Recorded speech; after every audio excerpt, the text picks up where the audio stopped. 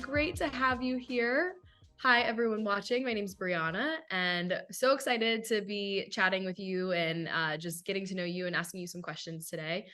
We can just kick off with introductions, and then we'll jump right in. So, my name is Brianna. I'm here at the Social Institute. I'm a former educator. And I got connected with Brad Lands here a few months back. He's the director of tech at Langley, and I'll throw it to you to introduce yourself. And I remember like that first meeting I had with you, I immediately went back to my team. I was like, you guys, we have to work with him. We have to do something with him. Like I could just, your energy and your passion for education and for students is so palpable. So I'm so excited to get to chat with you today. So Brad, I will throw it to you for a quick intro. Wow, thank you so much, Brianna. It's so great to be here. I really appreciate you reaching out to schedule this interview. I'm really looking forward to sharing some things that I've learned in education over the years. And yeah, our first initial phone conversation was great. I was super excited to learn more about the Social Institute, and now the fact that we're actually implementing it at our school is super exciting. Yeah, so my name is Brad. I am currently the Chief Technology Officer at the Langley School in McLean, Virginia, and I am the author of the book Knowledge Able, Igniting a New Generation of Lifelong Learners, and just super passionate about education. I'm a tech guy second and a teacher first is what I always like to say. And I'm excited to have this conversation with you. Yeah, I'm excited as well. And I started reading some of your book and I'm excited to dive into it more, but I knew I was going to like it because the very first quote in the preface, I love. It's one of my favorite quotes in education. Students don't care how much you know until they know how much you care. I love that, John Maxwell. So I was like, oh yes, he's starting off strong. Awesome. Okay, well let's jump in. Tell me how you got into education. Yeah, so the beginning of the book, I actually share a little bit of a preface of kind of why I wanted to become a teacher. But without diving in too deep into that, I basically had some interactions with my father when I was trying to help him. And I didn't really care for the way that he was trying to teach me how to do things. It wasn't a strength of his, and I kind of felt a little bit small and belittled when I tried to help him. And long story short, I pretty much knew that I didn't want anyone else to feel that way when I was working with them or if I was trying to help them. And that kind of really made me want to be a teacher. And so my mom was a teacher in education for a long time, and she became an elementary school principal. And I really liked the life that she was able to provide for me and that lifestyle. And I thought to myself, wow, I would really love to be a teacher and be able to do the same thing for my kids. And so, education's kind of run in my family a little bit. I've been passionate about it for a long time. When I went to college, I knew I wanted to be a teacher. And so I applied to JMU, which had an amazing education program. And I graduated with the 5-year master's program that they have there. And I got my teaching license in Virginia and moved to Northern Virginia. And I've been here ever since. And yeah, I've known for a long time that I've always wanted to be a teacher. Yeah, amazing. I feel like that's almost always how it is, right? Like I remember being in first grade being like, I want to do this one day. And that's what drove me into education myself. Awesome. And then what kind of drove your interest in technology? So I've always had a big interest in technology. I first started off my teaching career as a middle school math and science teacher, and I taught that for 3 years. And I like to integrate technology into my lesson plans.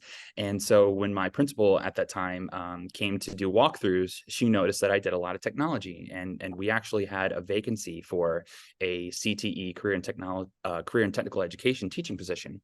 And so she asked me if I'd be willing to fill that position. And I wasn't sure at first because I was going to have to step outside of my comfort zone, but I decided to take a risk. And I was told at the end of the year that I was going to transition into this new role.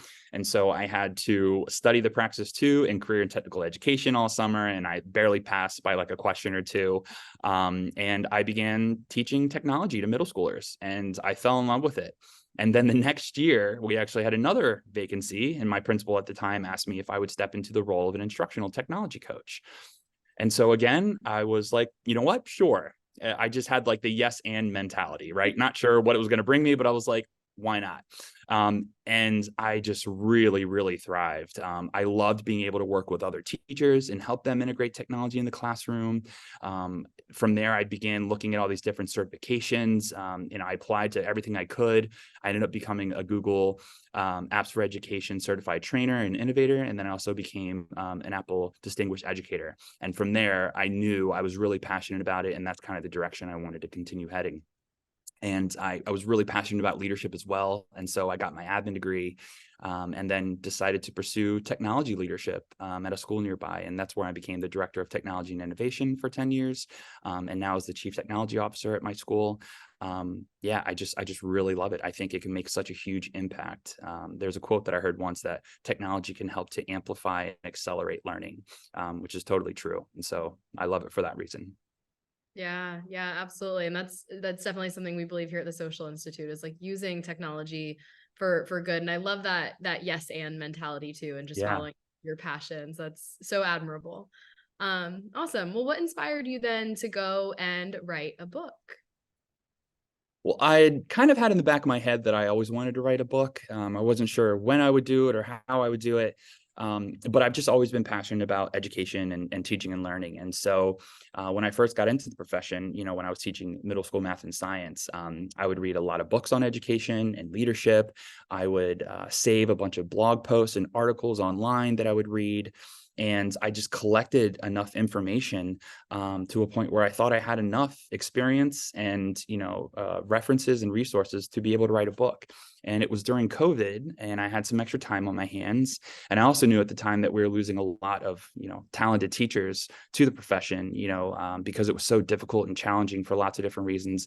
And I wanted to kind of put together a product that would allow me to kind of share my knowledge and experience, but also help to inspire other teachers that are currently in the field, and then hopefully to inspire and retain new teachers.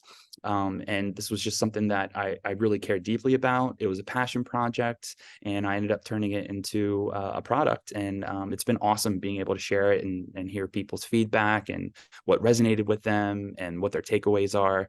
And so it's so fulfilling and rewarding to have those conversations with others, parents, teachers, to just see, what their takeaways are from it and kind of feel like I'm trying to make a little bit of a difference. So, Absolutely. Absolutely. And you absolutely are. I'm excited. I want to ask you more about your book in a minute here, but just kind of thinking through your experience in education as a whole, right? You've worked in public, independent schools, higher ed. Are there any trends or changes that you've observed in education over the years that you believe to just be really noteworthy? so there are a lot of trends in education, especially recently. We're all trying to find that magic bullet to fix everything. And while, I'm not sure if there is a magic bullet, I do strongly believe that project-based learning is a really good strategy to help prepare students for their future. And it's really difficult to do that within the constraints of our education system because we have to cover so much content. And so, it's often difficult to take these deep dives and to give up some of your control as a teacher and empower your students. But I've been doing project-based learning both in the public school and in independent schools for about 15 years now.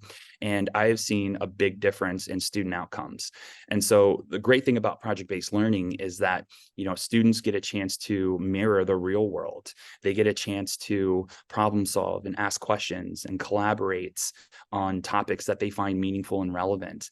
And so, having those opportunities for students to ask meaningful questions and then giving them opportunities to explore and discover and to really try to problem solve collectively is really, really helpful and impactful.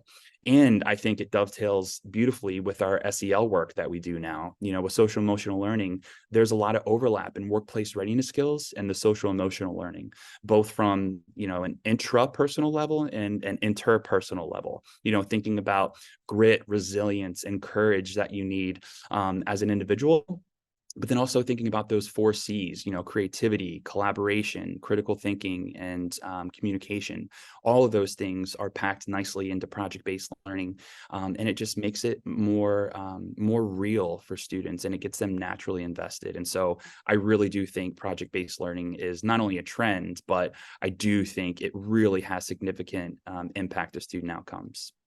Absolutely. And I know you get into standardized testing in your book a bit, and that's something that, is so disheartening as an educator to see that shift towards like teaching to a test, and definitely seeing how project-based learning really mirrors, like you said, what students are actually going to see in the real world, and that's so much more impactful. Yeah. So speaking of your book, I know you're advocating for that kind of shift in education and focusing on knowledge, emphasizing being knowledgeable. Mhm. Can you tell me a little bit more about just that concept, explain why it's important in today's educational landscape? Sure. So the whole premise of my book is to try to put more emphasis on the learning process rather than the products that come out of Mm. school. And so I particularly find that there's more value in helping students to develop the skills that are going to be necessary to help them be successful in life. I think our current education system focuses too much on content knowledge and doesn't allow enough to work with students on those workplace readiness skills. And so I wanted to transition from a shift of students being knowledgeable, which is still highly important, right? Having students know how to do different things, have a robust knowledge of information, but switching it from being knowledgeable to being knowledge able actually reframes thinking about learning and education and helps students to focus on the actual learning process over the product. And it helps them thinking about the skills that they will need to be able to develop to live happy and productive lives. And so that shift is thinking about regrounding and what quality teaching and learning is, helping students become better learners in an age when our world is rapidly evolving and unpredictable. And so these skills of helping students become knowledge able will allow them to ask meaningful questions, conduct action research, reflect and collaborate with others. And they're working on some other types of skills too, like right brain synthesis and empathy, and all those things that can't be automated today. That really helps to reinforce the human element in a world where computers are running the world and everything is automated. And so helping to focus on those right brain skills can be really helpful so that humans can really focus on problem solving and having those social emotional learning skills developed in their workplace and anything they want to do in life. And so that's kind of the shift. It's moving away from students being able to remember information, digest it, and recall it, right? Because the information now is ubiquitous and highly accessible on the internet. So what becomes more valuable is not remembering all that information, right? We have resources to be able to do that. It's really applying that information in meaningful context that I think will be more valuable to students moving forward. Absolutely. Absolutely. It's like, I remember growing up when they would say, like, you're not going to have a calculator at your fingertips at all times. And it's like, no, we do. And it's like, we would drill those math facts. And, there's still a time and a place for that, I suppose. But Right. really, That's a good analogy. yeah, and I got into college and like learned why numbers, why these equations work. And it wasn't until I started learning how to teach in college that I really figured out, okay, like there are way better methods to actually understanding this than just memorizing a bunch of facts. Right. Um, And as technology continues to improve, it replaces some of those lower level skills that we once really depended on. But now that technology can replace some of those lower level skills, what becomes more important are those higher order thinking skills. And so trying to find, different opportunities for students to practice and develop using those. Yeah, yeah.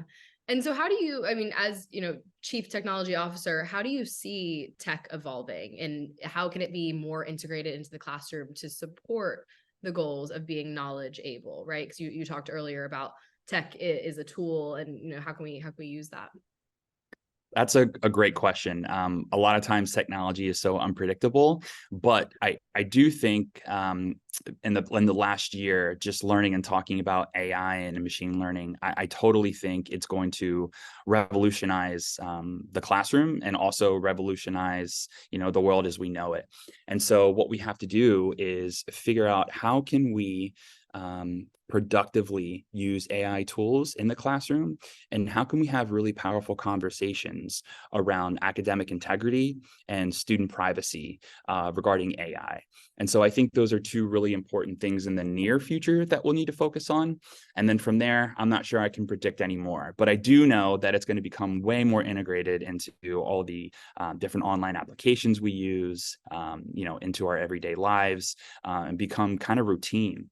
And so these questions we have to ask, thinking about AI, is like, regarding student privacy.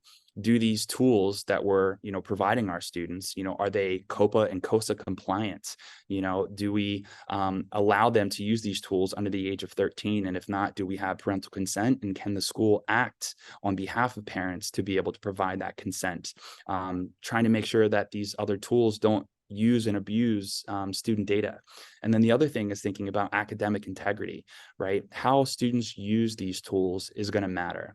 I don't think we can really isolate tools or judge tools by themselves. The context of how we use these tools really matter. So for like maybe an easy example, if you were to take spell check, right? Spell check has evolved and probably now has AI integrated into it. If you were a teacher, thinking about, would you allow your students to use spell check in order to help them draft and write an essay?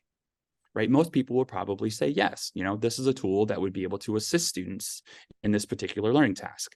But if you were to take the same tool and say, okay, would you allow students to use spell check on a spelling test?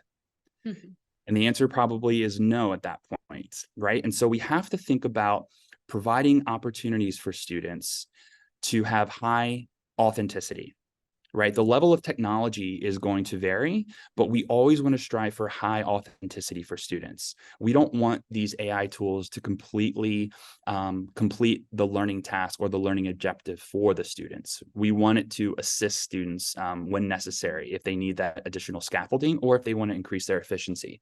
And so we just always have to think about, are the tools we're providing students really eliciting high student authenticity? And if the answer is no, we might want to rethink of the tool of how we're using it.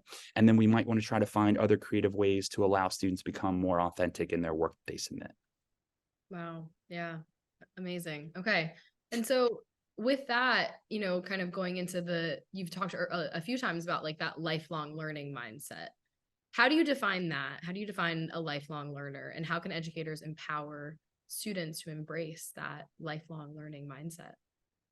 Thanks. Yeah, that's a great question. I feel like people probably have different definitions of a lifelong learner. I like to think of a lifelong learner as any individual who is curious, who enjoys the process of learning, and has the competence and the confidence to be able to answer questions and solve problems. And so the key is, how do we as teachers try to instill lifelong learning in our students? And there are several things that I think that we can do as teachers in order to help with that. Some of them are to, start each class or lesson or unit with some sort of engaging or stimulating prompt to really encourage curiosity in the classroom.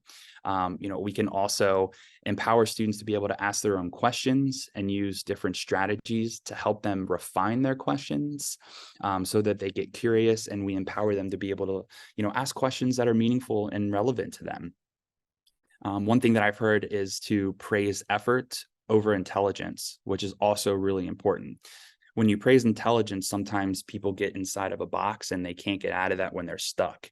When you praise effort, it allows students to get that reinforcement, that positive reinforcement of how hard they worked. And so, trying to teach them grit and resilience, and, really leveraging that idea of productive struggle is really important. And those types of things help students become lifelong learners, in my opinion. Well, absolutely. That was something I was so big on as an educator, and still am, is just like failing and Yeah, learning from your failures, and like that's okay. And that's sometimes where you make the biggest strides, is when you mess up and you fail, and you can use that to become more productive. Um, absolutely. in your book, you also discuss the need for more innovative teaching practices. Could you share some examples of those, and how can they better prepare students for real challenges of just growing up? Yeah, that's a great question too. I think it's important to distinguish, innovative practices that are intended to really amplify learning and really excel student thinking in the process of learning. And we use innovative a lot of times as a buzzword, right? And it's not just to do something different because it's different, right? Innovative really has to be a game changer, in my opinion, and it has to be worth it. And so one small thing that I think is so innovative is to empower students to ask their own questions in the classroom. Mm. And usually things that are innovative are the complete opposite of what we normally think is right and acceptable. And so what we usually do as teachers is we provide the questions for students. We know the answers ahead of time, and then we wait for them to tell us the answers that we already know.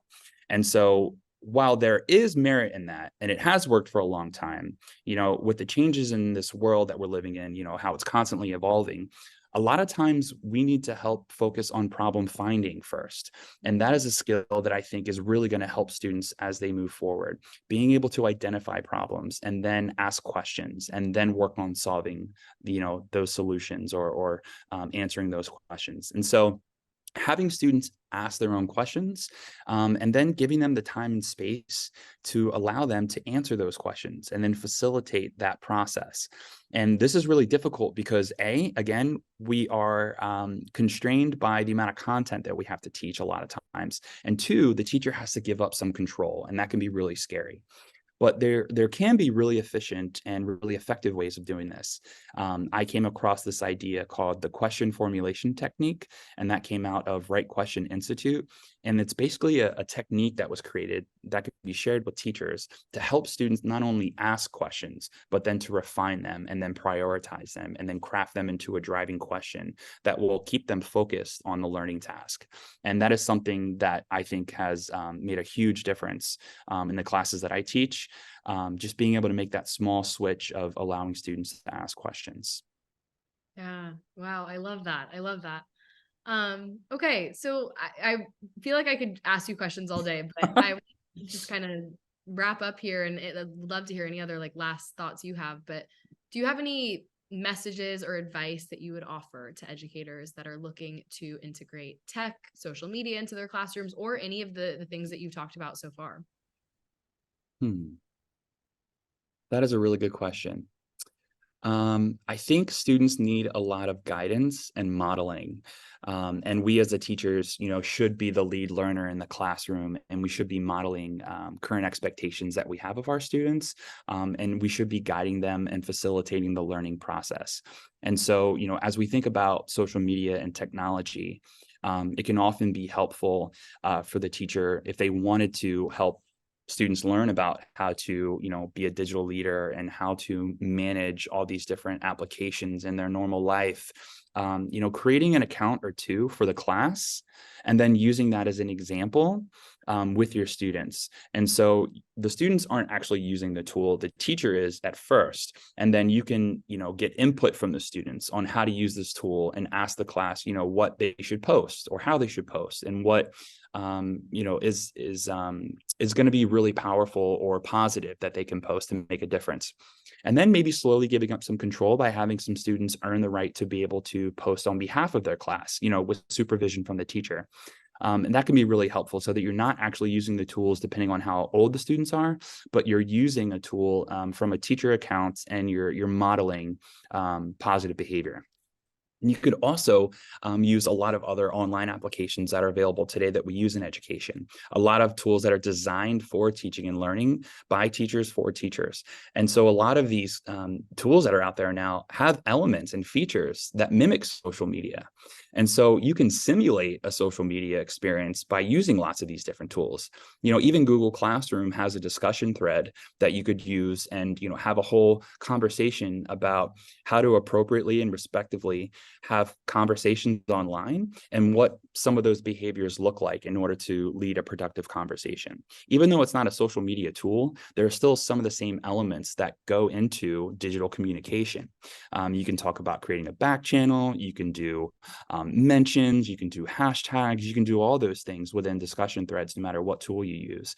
And so I think it could be helpful for teachers to use one of those educational tools to try to simulate that experience for students. Wow. Yeah. Awesome. All right. Well, Brad, any other last thoughts, or just where can people find you, find your book, find all the incredible things you're doing? Anything else that you want to kind of share before we go here? Yeah, sure. Yeah, again, thank you for having me. This has been so fun. I feel like we could continue talking about this all day.